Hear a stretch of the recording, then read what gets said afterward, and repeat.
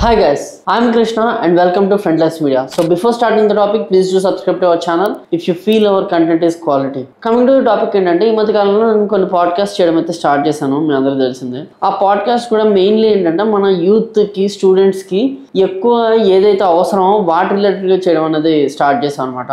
అందులో భాగంగా ఏంటంటే నేను ఒక స్కిన్ స్పెషలిస్ట్, ఒక డర్మటాలజిస్ట్తో మాట్లాడడం జరిగింది. అందులో ఆవిడ దగ్గరికి స్కిన్ అలర్జీస్తో ఎక్కువ వచ్చేవాళ్ళు స్టూడెంట్సే అనే విషయం బయటపడింది అనమాట. అందులో కూడా మెయిన్గా ఎవరైతే హాస్టల్లో పీజీస్లో ఉంటారో లేకపోతే రూమ్స్లో ఫ్రెండ్స్తో కలిసి ఉంటారో అలాంటి వాళ్ళల్లో స్కిన్ అలర్జీస్ అనేవి ఎక్కువగా బయటపడడం అనేది ఆవిడ నాకు చెప్పారు. సో దాని గురించి మాట్లాడుతూ అసలు ఎటువంటి అలవాట్ల వల్ల స్కిన్ అలర్జీస్ అనేవి వస్తున్నాయి అండ్ వాటి నుంచి తప్పించుకోవడం ఎలాగా అండ్ వాటిని బారిన పడితే మనం ఎలాగా అప్రోచ్ అవ్వాలి డాక్టర్కి, ఇలాంటివన్నీ కూడా మనం ఈ వీడియోలో డిస్కస్ చేద్దాం. So coming to the topic ఏంటంటే బేసిక్గా ఒక రూమ్ కానీ లేకపోతే ఒక పీజీలో కానీ ఒక హాస్టల్లో కానీ ఉంటున్నామంటే మీకు అర్థమైన విషయం ఏంటంటే ఫస్ట్ థింగ్ ఫుడ్లో చేంజెస్ వస్తుంది, వాటర్లో చేంజెస్ వస్తుంది. ఫుడ్ వాటర్లో చేంజ్ అనేది రాగానే ఫస్ట్ అఫెక్ట్ అయ్యేది ఏంటి అంటే మీ స్కిన్, మీ హెయిర్ రెండు అఫెక్ట్ అవుతాయి. ఎందుకంటే మీరు ఒకవేళ హాస్టల్లో ఉండేసి ఇంటికి వెళ్ళారనుకోండి, ఏంట్రా హాస్టల్ నీళ్ళు బాగాలేవా, నల్లబడిపోయావా అంటారు. కొంతమంది ఏమో ఏంట్రా హాస్టల్ నీళ్ళు బాగాలేవా, జుట్టు రాలిపోతుంది ఏంటి అంటారు. సో అర్థమవుతుంది కదా, హాస్టల్లో ఉన్న ఫుడ్ అండ్ వాటర్ అనేది చాలా ఇంపార్టెంట్ రోల్ ప్లే చేస్తుంది మీ హెల్త్లో. సో అందులో మెయిన్గా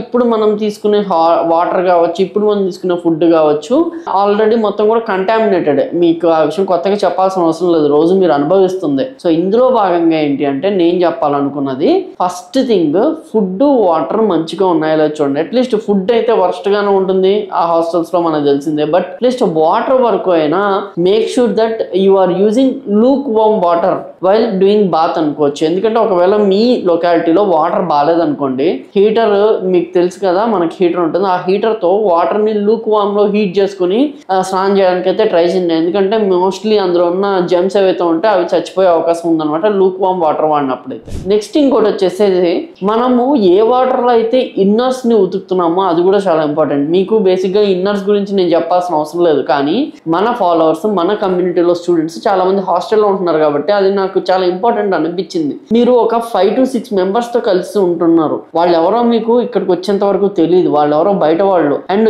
ఇప్పుడు వచ్చిన తర్వాత మీరు బెడ్స్ షేర్ చేసుకుంటారు, పిల్లోస్ షేర్ చేసుకుంటారు, ఫుడ్ షేర్ చేసుకుంటారు, తినే పదార్థాలు ప్లేట్ షేర్ చేసుకుంటారు, కొంతమంది అయితే క్లోత్స్ కూడా షేర్ చేసుకుంటారు. అండ్ వాళ్ళకి లోపల ఎటువంటి అలర్జీస్ ఉన్నాయి, ఎటువంటి స్కిన్ అలర్జీస్ ఉన్నాయి అనేవి మీకు ఖచ్చితంగా అయితే తెలియదు. వాళ్ళు ఎవరు కూడా చెప్పుకోరు నాకు ఈ స్కిన్ అలర్జీ ఉంది అని ఎవరు చెప్పుకోరు కదా. సో కాబట్టి వేరే వాళ్ళ బట్టలు వేసుకోవడం, వేరే వాళ్ళ క్లాత్స్ వేసుకోవడం అనేది కొంచెము పక్కన పెట్టేస్తే మంచిది. మీ ఫ్రెండ్స్ అవ్వచ్చు కానీ పక్కన పెడితే మంచిది. ఎందుకంటే ఇంకొంతమందిలో నేను గమనించింది ఇన్నర్స్ కూడా కొంతమంది వేరే వాళ్ళు వేసుకుంటూ ఉంటారు. సో ఇది పక్కన పెట్టేసేయండి, ఈ జోలికి అనేది వెళ్ళకండి. ఇంకొకటి వచ్చేసి మనం హాస్టల్స్ లో పీజీస్ లో ఉన్నప్పుడు ఇన్నర్స్ ని ఉతికేయడం అనేది చాలా ఇంపార్టెంట్. ఆ ఇన్నర్స్ ఉతికే దగ్గర మనము హాట్ వాటర్ లో సోక్ చేస్తే మంచిది. ఎందుకంటే జెమ్స్ చచ్చిపోవాలంటే హాట్ వాటర్. అండ్ మోస్ట్లీ మనకి ప్రైవేట్ పార్ట్స్ దగ్గరే ఎక్కువ స్కిన్ అలర్జీస్ అనేవి వస్తుంది. బేసిక్ ఏంటంటే ప్రైవేట్ పార్ట్స్ దగ్గర రాకూడదు, because they are not expose to sun any kind of environment కాబట్టి.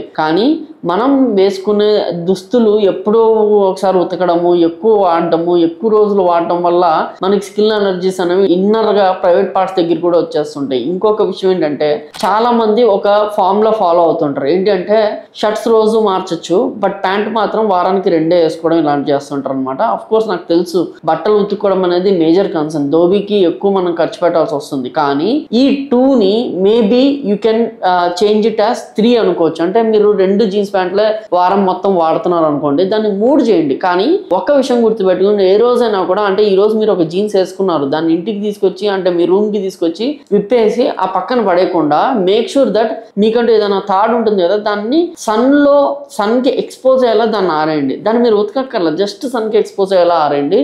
పక్కాగా మీకు ఏంటంటే సన్కి ఎప్పుడైతే ఎక్స్పోజ్ అయ్యి ఆ వేడి అనేది ఈ క్లాత్స్ కి తగులుతుందో అందులో నుంచి కొన్ని జెమ్స్ అనేవి మీకు కనుమరుగైపోతాయి అనమాట. అంతేకాకుండా ఏదైతే చెమట వాసన ఇవన్నీ ఉంటాయో సన్కి ఎక్స్పోజ్ అయినప్పుడు ఇవన్నీ వెళ్ళిపోతాయి. దీని ద్వారా సగం వరకు స్కిన్ డిసీజ్ ని మనము ఆపుకోవచ్చు. సో ఇది కూడా ఫాలో అవడం అనేది చాలా మంచిది.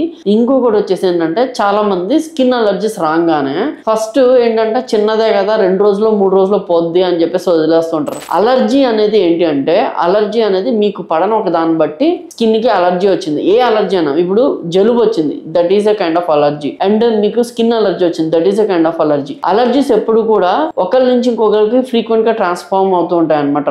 సో ఈ ట్రాన్స్ఫార్మ్ అయ్యే విధానంలో ఏంటంటే, ఒక చోట స్కిన్ అలర్జీ వస్తే అక్కడ వాడిన క్లోత్స్ ఇంకో దగ్గర పెట్టారు. ఫర్ ఎగ్జాంపుల్ మీకు ఎక్కడ ఒక మొహం మీద ఎక్కడ మీకు స్కిన్ అలర్జీ వచ్చింది, మీరు దాన్ని తుడుచుకొని పక్కన వేరే చేయి దగ్గర అక్కడిక్కడ వాడారనుకోండి, అది ఇక్కడ కూడా పాకే అవకాశాలు చాలా ఎక్కువ. అంటే కంటామినేట్ అవుతుంది అనమాట. అంటే ఈజీగా ఒకరి నుంచి ఒకరికి ట్రాన్స్ఫర్ అవుతుంది అనమాట స్కిన్ డిసీజెస్ అనేది. సో అందుకని ఏంటంటే, మీకు ఒకవేళ స్కిన్ డిసీజ్ వస్తే దయచేసి మీ ఫ్రెండ్స్ కి అంటించకుండా, మీకు మీరు మిగతా పార్ట్స్ ఆఫ్ ది బాడీకి అంటించుకోకుండా వెంటనే డాక్టర్ని కన్సల్ట్ అవ్వండి. ఎప్పుడైనా కూడా ఏదైనా ఒక కంటామినేటెడ్ డిసీజ్ ఉంది అంటే దాన్ని మనం అరికట్టడానికి ముందు మనల్ని క్వారంటైన్ చేసుకుంటారు. క్వారంటైన్ అంటే మీకు అర్థమై ఉంటుంది, కోవిడ్ టైంలో మనం వినే ఉంటాం. అంటే జలుబు వచ్చి రాగానే మిమ్మల్ని తీసుకెళ్లి పక్కన పెడతారు. ఎందుకు? ఈజీగా కంటామినేట్ అయిపోతుంది, వేరే వాళ్ళకి ట్రాన్స్ఫర్ అయిపోతుంది డిసీజ్ అనేది. సేమ్ వే స్కిన్ డిసీజ్ కూడా అంతే అనమాట, వేరే వాళ్ళకి ఈజీగా పాకిపోయే ఒక డిసీజ్. కాబట్టి ఏంటంటే డాక్టర్ని విజిట్ చేయడం అనేది చాలా ఇంపార్టెంట్. మీకు వస్తే వేరే వాళ్ళకి చెప్పడానికి మీకు సిగ్గుగా ఉంటే డైరెక్ట్ గా మీరే డాక్టర్ని కన్సల్ట్ అవ్వండి. కానీ ఆ క్లోత్స్ ని ఎక్కువ వాడడానికి అయితే మీరు చూసుకోవద్దు. రెండోది, ఇన్నర్స్ ని హాట్ వాటర్ లో సోక్ చేసి సన్ లో డ్రై చేయండి. ఎందుకంటే ఈ మధ్య కాలంలో డ్రైయర్స్ కూడా వచ్చేసి అండ్ దోబీకి ఇచ్చేస్తున్నాము చాలా మంది, నాకు తెలుసు. ఇది ఒక్కటి నేను ఫాలో అవుతాను, అంటే నేను ఫాలో అవుతాను, మీరు చేయాలో లేదా పక్కన పెట్టండి. చాలా మంది బట్టలు ఉతకడానికి దోబీకి ఇస్తుంటారు అండ్ అక్కడ చాలా మంది ఉతికేసి అసలు ఎలా ఉతుకుతారని మీకు తెలీదు. ఏదో వాళ్ళ పని వాళ్ళు చేసేసి మీకు వరకు తెచ్చి ఇచ్చేస్తారు. కానీ most of the time inners వరకు మీరు ఉతుక్కొని మీ చేతితో మీరు ఉతుక్కొని నీట్ గా దాన్ని సన్ లైట్ కి ఎక్స్పోజ్ అయ్యేలాగా దాన్ని ఆరేయడం అనేది one of the best way అని చెప్పుకోవచ్చు అనమాట. ప్రైవేట్ పార్ట్స్ దగ్గర ఏదైతే స్కిన్ డిసీజెస్ ని, స్కిన్ అలర్జీస్ ని మనం అరికట్టాలంటే. సో ఈ మెజర్స్, ఒక 4 మెజర్స్ చెప్పాను. ఈ 4 మెజర్స్ అనేవి సరిగ్గా పాటించగలిగితే స్కిన్ డిసీజెస్ నుంచి మిమ్మల్ని మీరు అరికట్టుకోవచ్చు అనమాట.